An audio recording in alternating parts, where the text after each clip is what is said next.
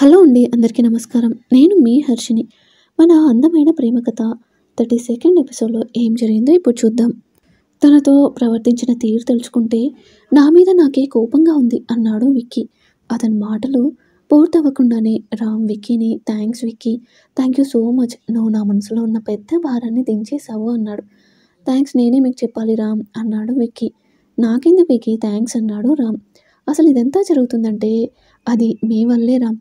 ఆ రోజు షాపింగ్ మాల్‌లో మీరందరి గురించి ఆలోచించి తీసుకున్న నిర్ణయం ఇప్పుడు ఎంతమంది జీవితాలను చక్కదిద్దింది. లేదంటే ఇప్పటికి తను స్వార్థపరురాలుగానే మిగిలిపోయేవాళ్ళం. ఇక అను తనని ఎంత ఏడిపించానైనా సరే, అను నిస్వార్థంగా నన్ను క్షమించి ఈరోజు నన్ను ఒక మనిషిగా చేసింది.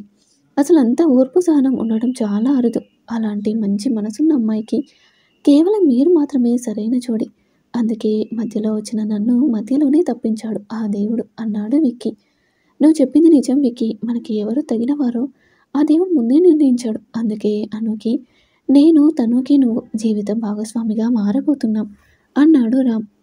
అవును అలానే పాపం అతన్ని కూడా రమ్యకి జోడించేసేయండి అన్నాడు విక్కీ రితేష్ని చూపిస్తూ. నీకు తెలిసిపోయిందా అని అడిగాడు రామ్ నవ్వుతూ. తెలియదా మరి?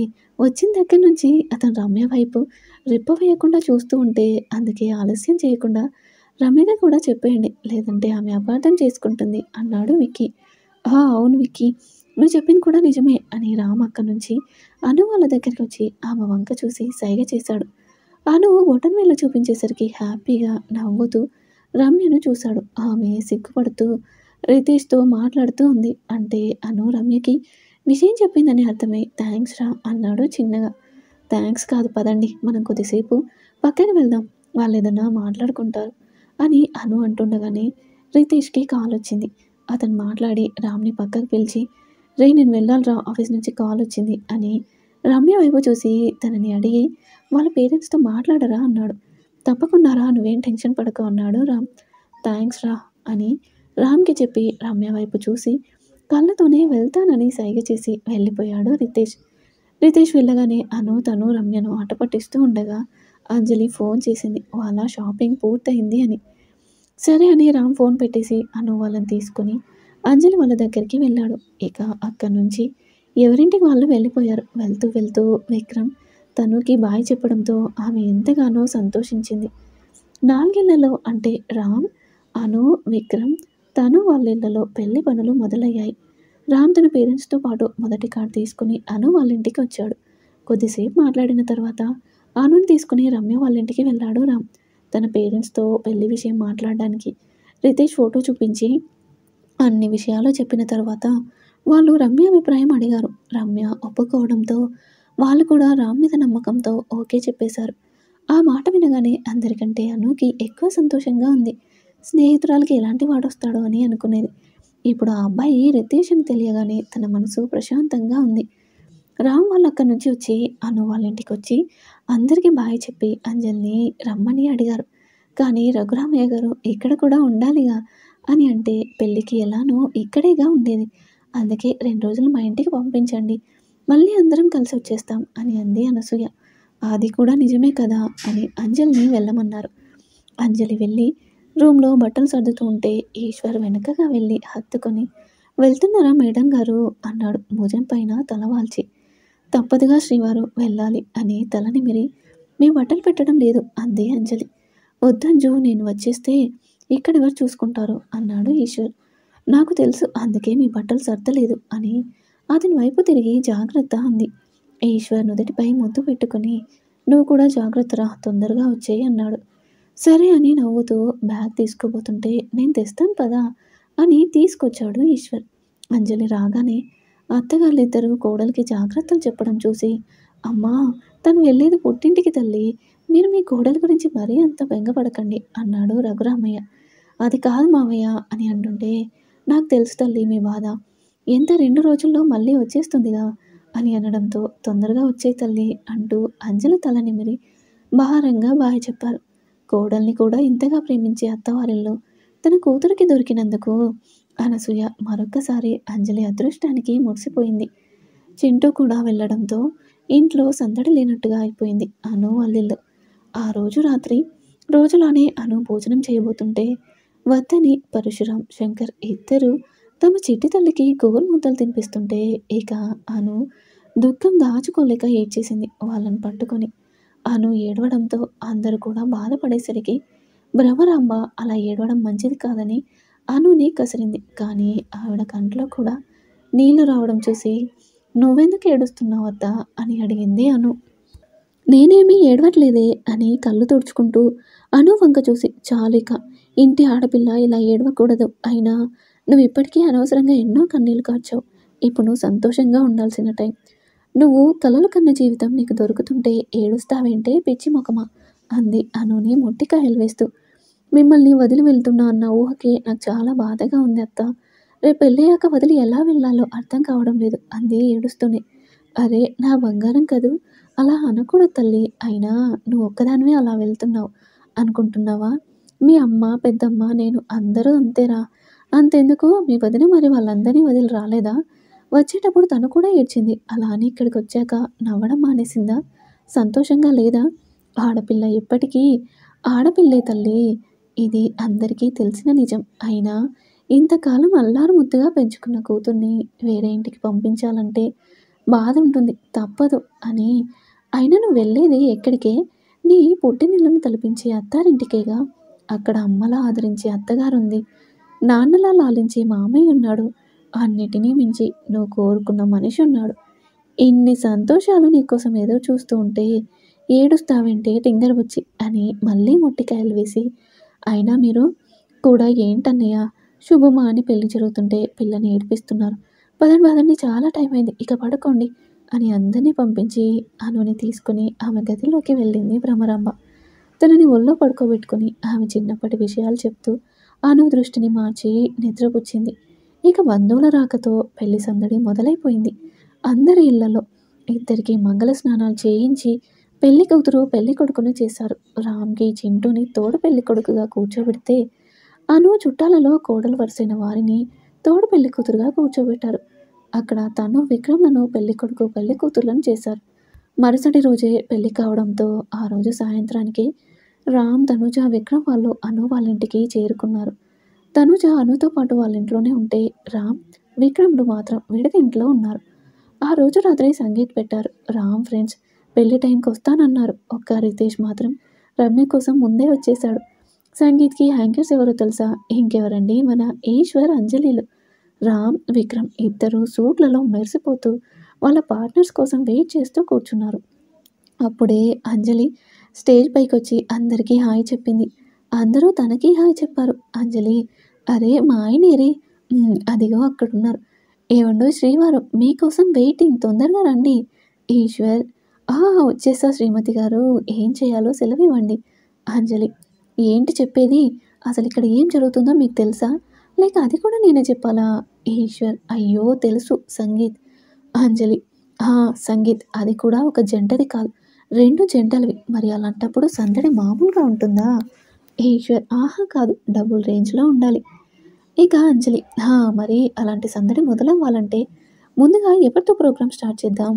ఈశ్వర్, ఇంకెవరు శ్రీమతి గారు, మన పుత్రరత్నంతోనే. అంజలి, వెరీ గుడ్ ఐడియా. చింటూ కన్నా ఎక్కడున్నావు? ఇక చింటూ, వచ్చేసానమ్మా. అంజలి, దానన్న వచ్చి ప్రోగ్రామ్ స్టార్ట్ చేయి. చింటూ, ఓకే మమ్మీ అంటూ Chiranjeevi latest movie Waltair Veerayya movie నుంచి where is the party boss, where is the party అంటూ వాడికి నచ్చిన స్టెప్స్తో అదరగొట్టేశాడు. అందరూ క్లాప్స్తో వాడి డ్యాన్స్ని అభినందించాడు. ఇక మన హీరోస్ ఎప్పుడెప్పుడు వాళ్ళ హీరోయిన్స్ వస్తారా అని ఎదురు చూస్తూ ఉన్నారు. అదేనండి అను, తనుల కోసం.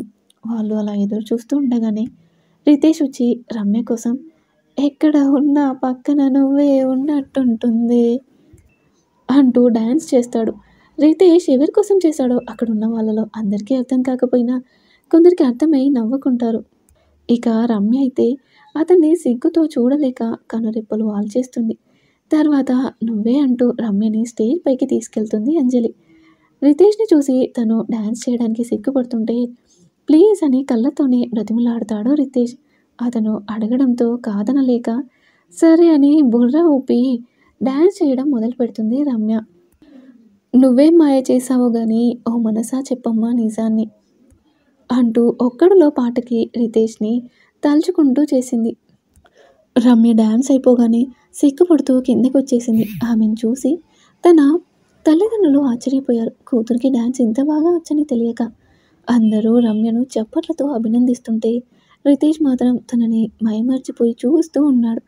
రామ్ అతని దగ్గరికి వచ్చి, రేయ్ నోరు క్లోజ్ చేయరా, దోమలు తూరిపోయేలా ఉన్నాయి అన్నాడు. దెబ్బకి రితేష్ నవ్వుతూ నోరు మూసి వెళ్ళి కూర్చున్నాడు. ఇక రామ్ అను కోసం వెయిట్ చేయలేక అంజలికి సైగ చేసి అడిగాడు.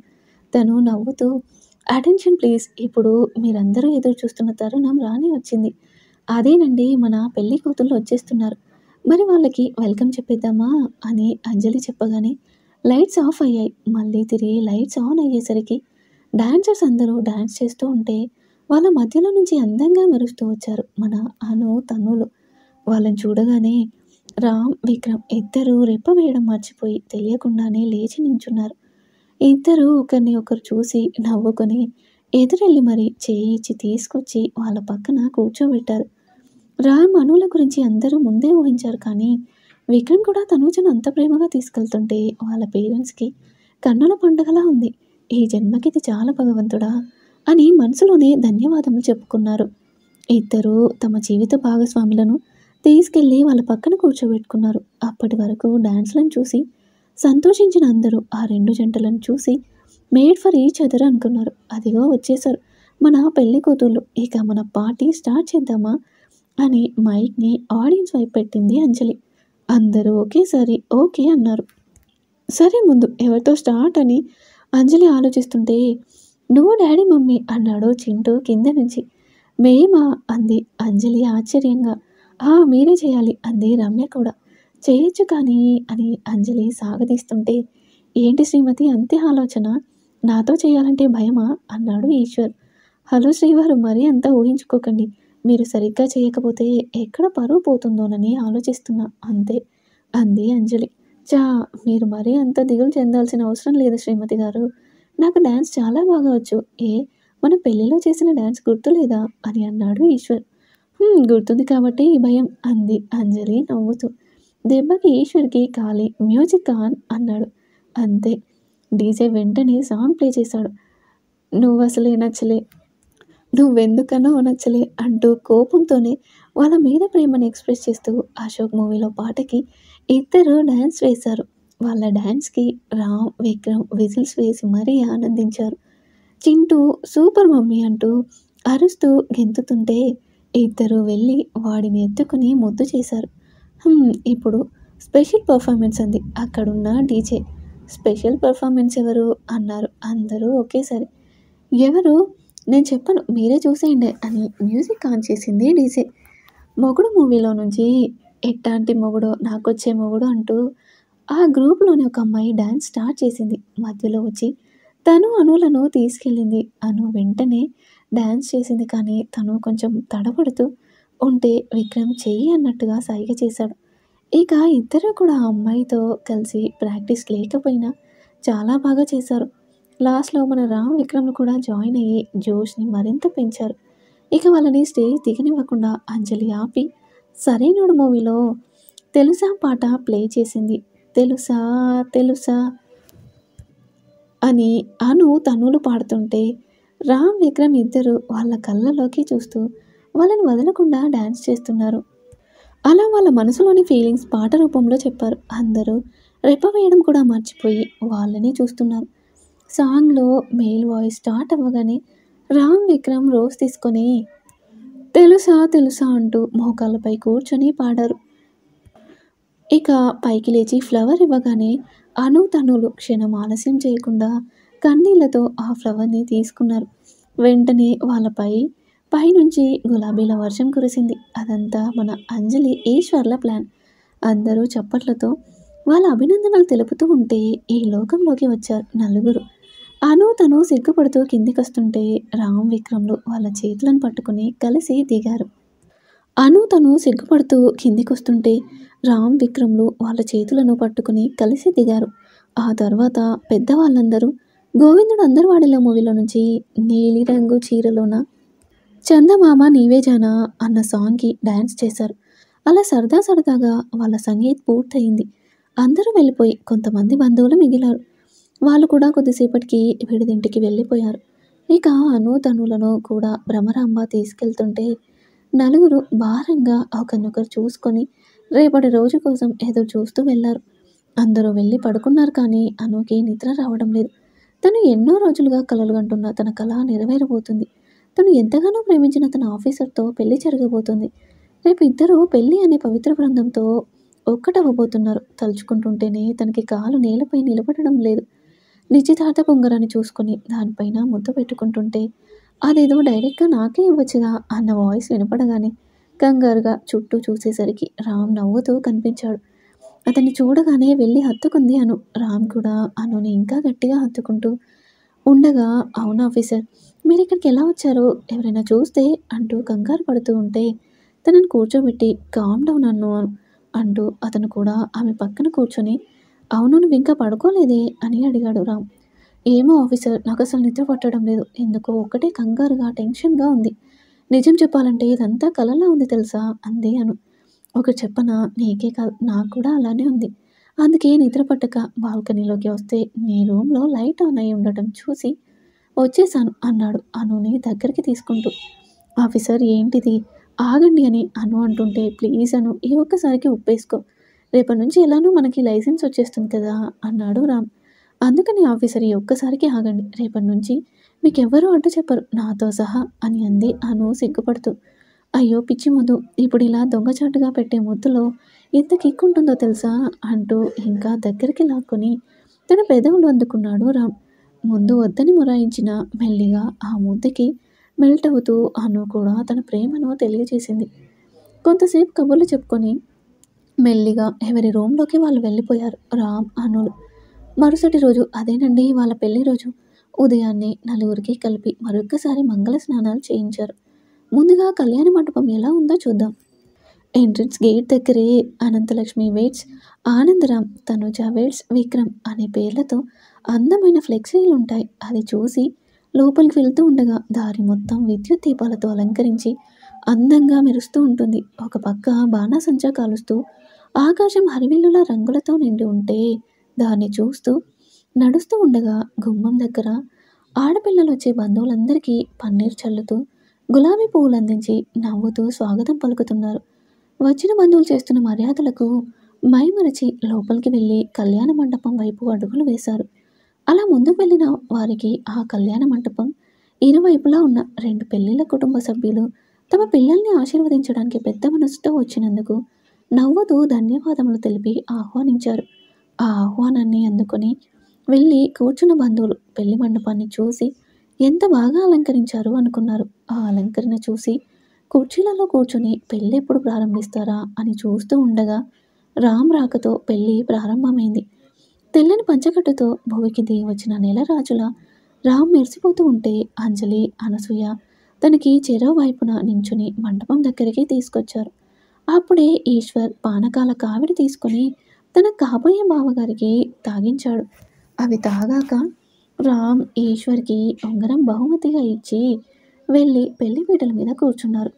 పెళ్ళి ఒక్కొక్క చోట ఒక్కొక్క పద్ధతిలో చేస్తారు. నేను మా సైడ్ ఎలా చేస్తారో అలానే చెప్తున్నా. ఎవరికైనా అర్థం కాకపోతే తిట్టుకోకండి. అలానే పానకాల కావిడి కార్యక్రమం చాలా బాగా చేస్తారు. లాగ్ ఎక్కువ అవుతుందని సింపుల్గా చెప్పేశా. పంతులు గారు ముందుగా రామ్ చేత విఘ్నేశ్వరుడి పూజ చేయించి తర్వాత వరపూజ చేయిస్తారు. ఆ పూజ పూర్తవగానే మధ్యలో అడ్డుతెర పెట్టి పెళ్లి కూతుర్ని తీసుకురమ్మన్నారు. రాజేశ్వరి, హైమ ఇద్దరు అనుని తీసుకుని వస్తారు. గులాబీ రంగు పట్టు చీరకి బంగారు వర్ణపు అంచు ఉండి అందమైన డిజైన్ చీరంతా అమర్చబడి ఉంది. ఆ చీర రంగుకి మ్యాచ్ అయ్యే విధంగా అందంగా వర్క్ చేసిన బ్లౌజ్తో అందంగా అల్లిన జడకు గులాబీ రేకులతో చేసిన అందమైన పూల జడను అలంకరించి బంగారపు జడగంటలు జత చేశారు. లిప్స్టిక్ అవసరం లేని సహజమైన ఎర్ర రంగులో ఉండే పెదాలతో కళ్ళకి కాటుక దిద్ది పాపట బిల్ల, లయబద్ధంగా ఊగే బుట్ట కమ్మలు, మెడలో అందంగా అలంకరించిన హారాలు, నడుముకి వడ్డానం, చేతుల నిండా గాజులతో దివి నుండి దిగి వచ్చిన దేవకన్యలా ఉన్న అనుని చూడగానే అందరూ అలానే ఉండిపోయారు. తన కోడల్ని చూసుకొని అనసూయ మురిసిపోయింది. అనుని కోడలుగా చేసుకోవాలనుకున్న ఆవిడ కళ నెరవేరుతున్నందుకు ఎంతగానో సంతోషించింది ఆమె. భ్రమరాంబ అనుకి మెటికలు విరిచి, నా బంగారు తల్లి, నిజంగానే బంగారు బొమ్మలా ఉన్నావే, అని ఆవిడే దగ్గరుండి పీటలపై కూర్చోబెట్టింది. అందరూ అనుని చూసి మురిసిపోతున్నారు కానీ పాపం రామ్‌కి అనుని చూడటం వీలు పడక పడరాని పాటలు పడుతున్నాడు. ఇక ఆ తర్వాత ఏం జరిగిందో నెక్స్ట్ ఎపిసోడ్‌లో చూద్దాం. ఈరోజు ఎపిసోడ్‌పై మీ అభిప్రాయాన్ని తెలియజేయండి. అలాగే మరిన్ని స్టోరీస్ కోసం ప్లీజ్ మా ఛానల్‌ని తప్పకుండా సబ్స్క్రైబ్ చేసుకోండి.